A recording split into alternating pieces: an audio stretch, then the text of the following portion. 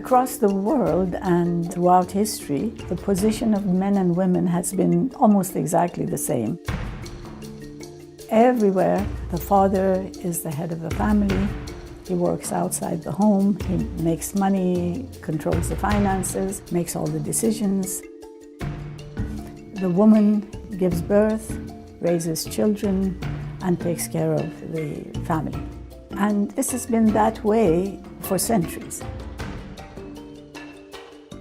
از نظر تاریخی، از آنجا که تصمیم گیرندگان نهایی که جهان ما را شکل می‌دهند همواره مردان بودند، این شیوه تقسیم وظایف از خانواده در مدارس، محیط کار و مؤسسات سیاسی و مذهبی تکرار شده است. A lot of things that we take pride in, whether it's art or technology or science or historical events, are shaped by men. When you train boys and men to be courageous, to be ambitious, to take risks, to be creative, to be innovative, of course they achieve. They're at least encouraged to achieve, and many of them do.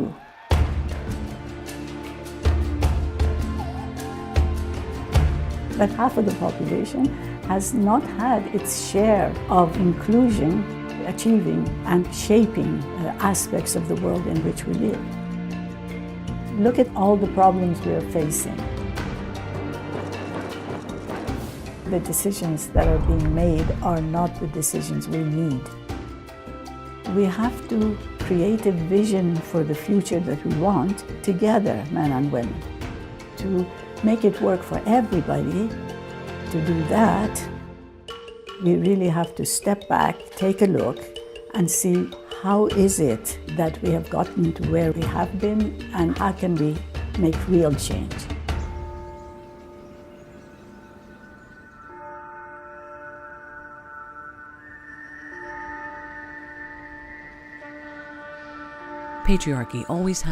پدرسالاری همیشه توسط مذهب، فرهنگ و سنت تشویق شده و قوانین و حکومت آن را بازتولید و بر آن تاکید کردند.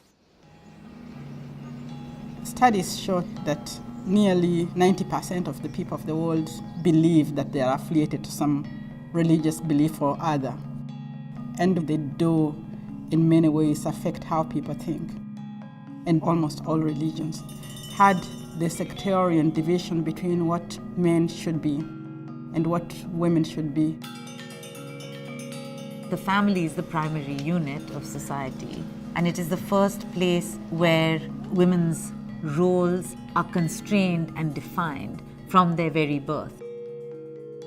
And I think the customs in every culture are key to influencing the position, status, freedom, opportunities for women in those societies. It's not like some particular set of men decided that, now we're going to kind of control and oppress women from here on out.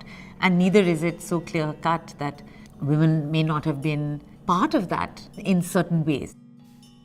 The mothers actually preach to their daughters saying, my daughter, this is the way you're to behave. You just accept whatever the man says. This is the way things are supposed to be. Before the 19th century, پیش از قرن 19 زنان در اغلب کشورها شهروند درجه 1 به شمار نمی آمدند. نمی توانستند ملکی داشته باشند و اگر زنی اموالی را به ارث می برد بعد از ازدواج به همسرش منتقل می شد. بیش از قرن 20 هیچ زنی حق دادن رأی و مشارکت در حکومت و تصمیم گیری نداشت. حتی در سوئیس تا سال 1971 حق رأی نداشتند. بیش از 100 سال است که فعالان حقوق زنان برای از بین بردن تبعیض جنسیتی جنگیدند. با وجود دستاوردهای زیاد، برابری هنوز یک واقعیت نیست. موانع اصلی در بعضی از کشورها قوانین خانوادگی تبعیض‌آمیز، در سطح جهانی فرهنگ پدرسالارانه تثبیت شده. حتی اکنون در قرن 21 میلیون ها زن هر روز در جهانی بیدار می شوند که در آن حقوق و فرصت‌های برابر ندارند و این محدود به کشورهای در حال رشد هم نمی شود. To this day, there's no paid maternity leave in the United States. There's no affordable childcare, and with women still making less than men for the same jobs, it makes it very difficult.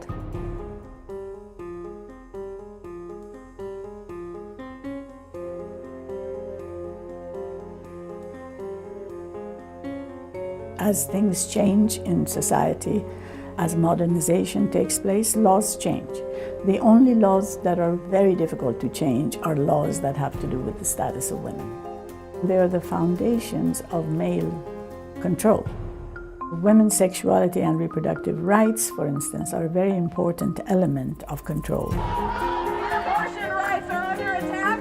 What do we do? Stand up, fight back. دهه هاست که کنترل زنان بر بدنشان در محاصره فشارهای سنتی است.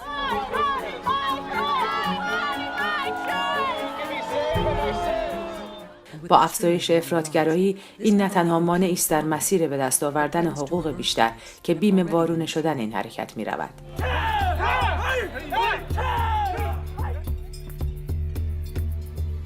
We're seeing fundamentalist movements rising within all of the world's great religious traditions, including Christianity, Judaism, Islam, and others. So this is a global problem. They begin by using religion as a basis for restrictions on women. We've seen that happen in Yemen, we've seen it in Nigeria, and we now see it in many countries. Fundamentalism is about using an interpretation of religion not as a spiritual project, but as a coercive mechanism to take power in society and in the state. And I think that's why secularism plays such a key role here in the struggle against fundamentalism.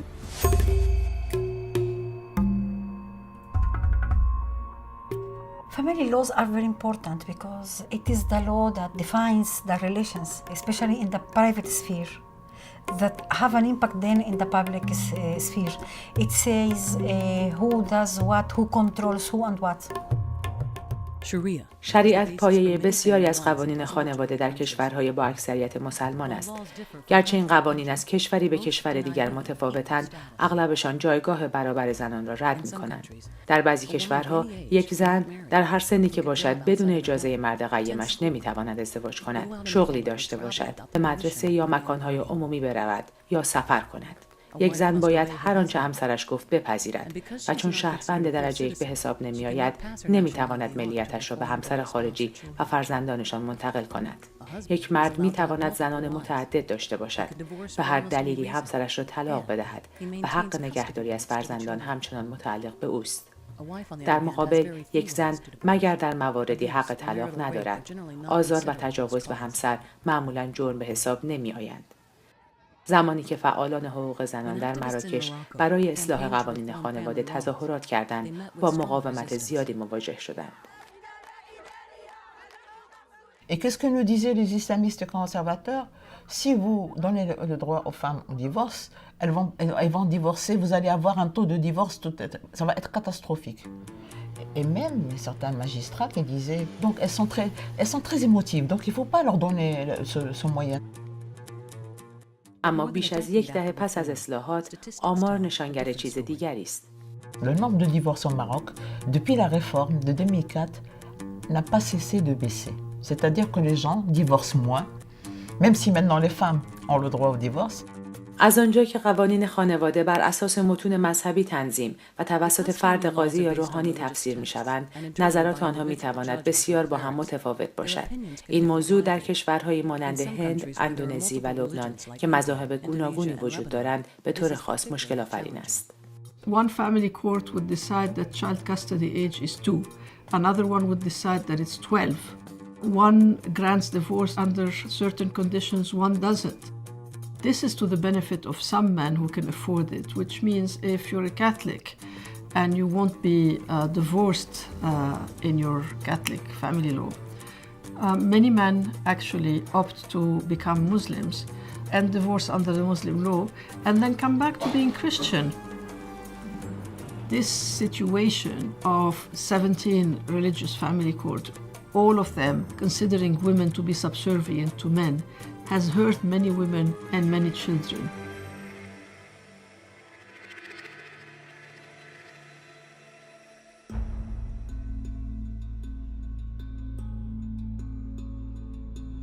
Si l'épouse décède, l'époux a une part très importante de l'héritage de sa femme.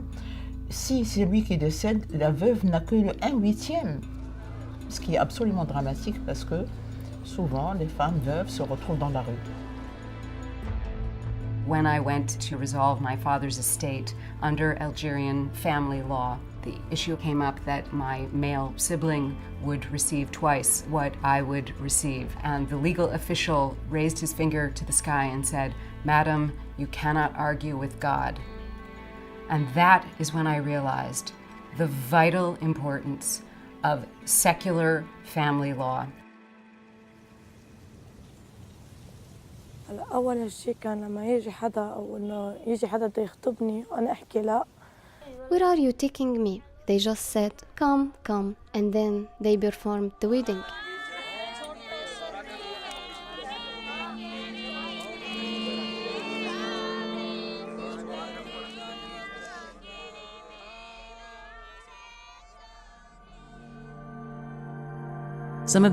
برخی از این قوانین و آداب و رسوم قدیمی نه تنها غیر منصفانه که مجوز خشونت علیه زنان هستند. They are in a situation where they do not have choice. They are forced into such marriages by their parents, and everything that is happening in such marriages is violence against them. It is sexual violence, it's slavery, it's rape.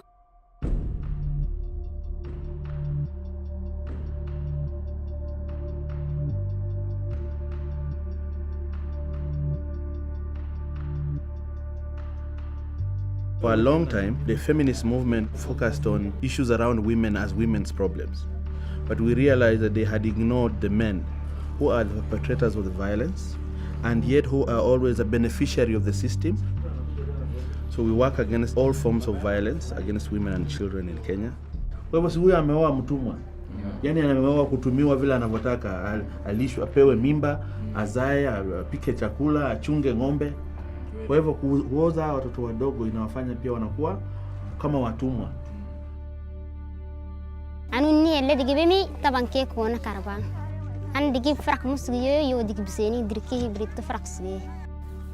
دي دكتور وانا مجاسف كفي على تمرت ندي سلامي وست. They are deprived of their education, their family life, their possibilities to develop as empowered girls within the family.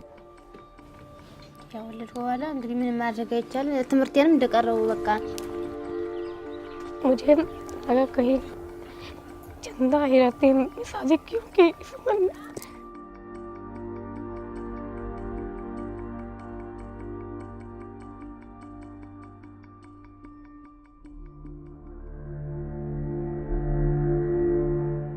در حالی که بسیاری از کشورها قوانینی را وضع کردند که در آن سن ازدواج 18 سالگی مقرر شده، اصولگرایان اغلب با استناد به فرهنگ و سنت قانون را دور می‌زنند.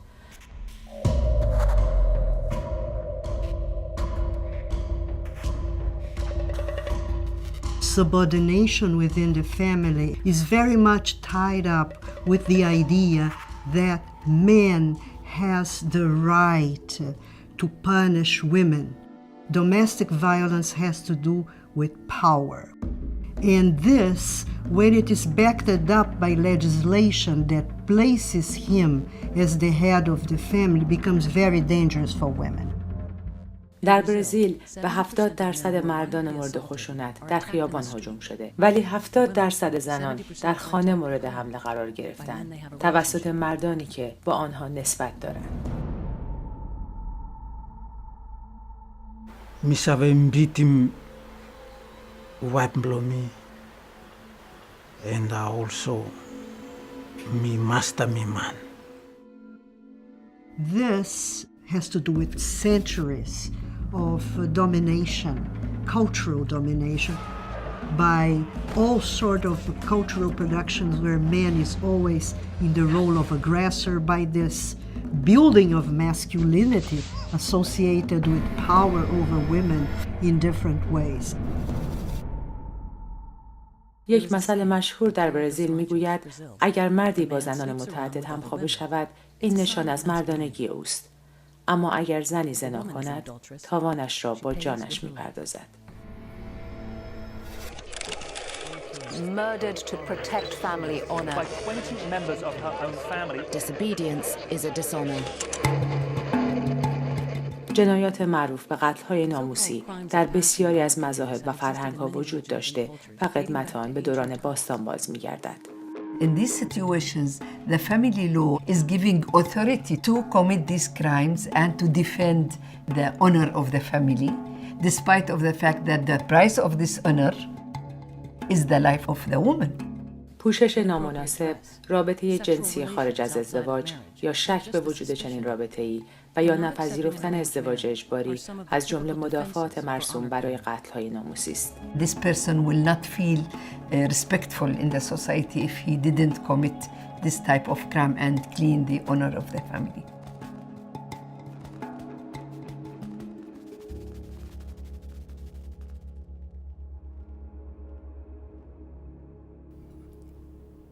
Family laws are actually the best example of state-sanctioned violence. Unless the state offers protection from violence, protection from discrimination, and egalitarian civil laws, it is actually, the way I see it, condoning violence. Legislative changes are really the basic step toward eliminating violence. And of course, the whole culture of violence that is encouraged by the way people are brought up, by the way masculinity is defined. When you have massive power imbalance, it prevents women accessing rights. And that's then reflected in the labour market and from the labour market into governance structures, and it becomes self-fulfilling. So essentially, if the family unit does not provide for real equality and accessing real rights, that will be reflected right through society. یک پژوهش جدید توسط دانشگاه بریگام یانگ و تگزاس A&M شواهد تجربی را ارائه می‌کند که نابرابری در قانون خانواده ارتباط قابل ملاحظه‌ای با سطوح بالای بی‌ثباتی در کشور دارد. So there is a direct connection between the status of women in the family and whether a society is a peaceful one or a violent society.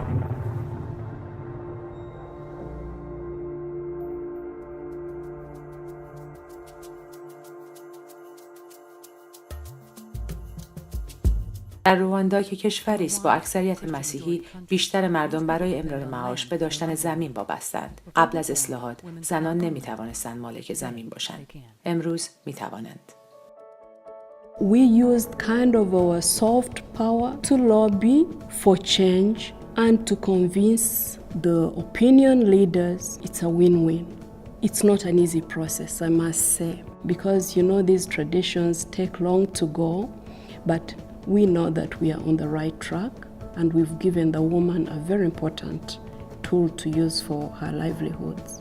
با اینکه در ترکیه از سال 1926 قانون مدنی سکولار وجود داشته، دهه‌ها برای تغییر قوانین خانواده وقت صرف شد و سرانجام با تغییر مفهوم رئیس خانواده پیروزی مهم دیگری به دست آمد. The joint property regime that was introduced, which grants a woman divorce 50% of the accrued assets after marriage. It not only empowers women, but it also recognizes women's unpaid labor. فعالان اجتماعی در بسیاری از کشورها دستاوردهای زیادی در زمینه لغو قوانین تبعیض‌آمیز داشتند، اما تصویب قانون یک موضوع و تغییر فرهنگ موضوع دیگری است. To make the laws become meaningful on the ground, there's really a need to do a lot of work within communities. Before the laws, during the laws, when the laws have been made. When the communities believe in something, then the sustainability of that something is much more important. Organizing knowledge and information, unrelentless lobbying, and actually not to despair, it's a very long-term process. It has happened in other countries. It can happen everywhere else. The best way is documenting cases, reporting on these cases, and raising awareness about the disconnect with human rights. And of course, you can convince men also by talking about their daughters. bringing men on board within the household, in the community, in schools, in religious institutions. Everywhere, in every religion, there are very progressive voices. And so that becomes another area for advocacy and change. You must have in your toolkit a way to work at the most profound levels of what we call culture. So what else are we using? Are we using art? Are we using drama? Are we using music? Are we using the tools that touch our heart, not just the tools that touch our brain? There are a lot of men among the younger generation who are thinking differently, who are working with young women in an egalitarian fashion. So culture is changing, and it does make a difference. Liberation has a way of bringing out the best in men and women alike. Gender equality is not a war of the sexes, but it's a war against oppression. I think men are as much victims of patriarchy as women are, and we rarely think about it in that way. But in fact, I do think men find themselves extremely circumscribed by the conditions of patriarchy in ways that we rarely talk about, but I think are profoundly important if we want to change the rules of the game.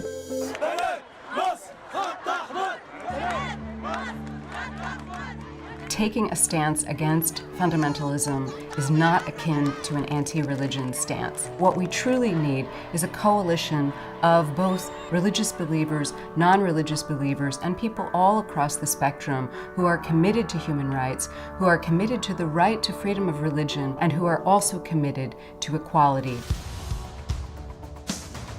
You have to start with yourself, you have to start with your family, you have to start with how you raise your kids. So if we get it right within the family, if we get the individual rights properly respected, we get equality, we will then start spreading that into other institutions, and organically it will lead to transformation.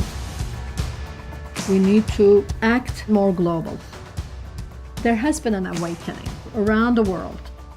So there's no going back in what we have achieved.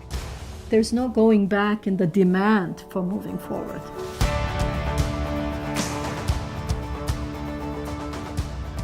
There's hardly anyone on earth who doesn't want to be free.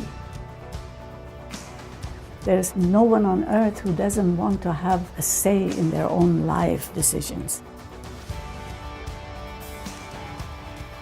Where women have had more opportunities and been able to mobilize those opportunities, it makes a difference. If we learn to recognize our power, to feel it, to internalize it, to exert it, we can do it. We have to begin at the level of the family and the culture that dominates the relationships in the family.